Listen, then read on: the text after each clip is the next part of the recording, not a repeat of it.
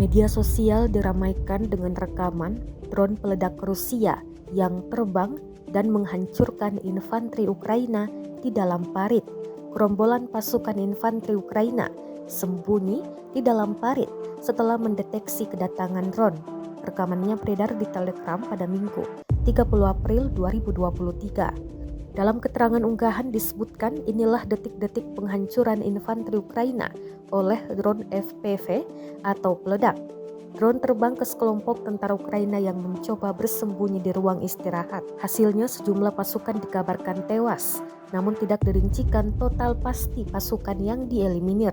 Tidak disebutkan pula lokasi parit yang digempur kali ini. Konflik yang terjadi di antara negara bertetangga itu hingga kini masih berlanjut dan belum terlihat tanda-tanda akan segera berakhir.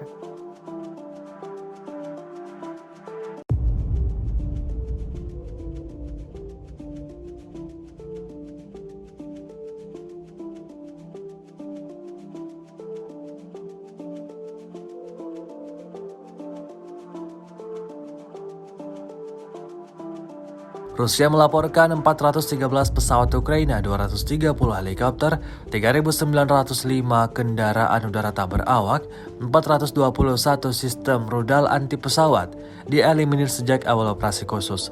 Sementara itu dari kubu Kiev, Kementerian Pertahanan Ukraina melaporkan 580 tentara Rusia dieliminir dalam sehari terakhir. Total 190.040 prajurit Federasi Rusia meninggal sejak awal konflik hingga hari ke-431.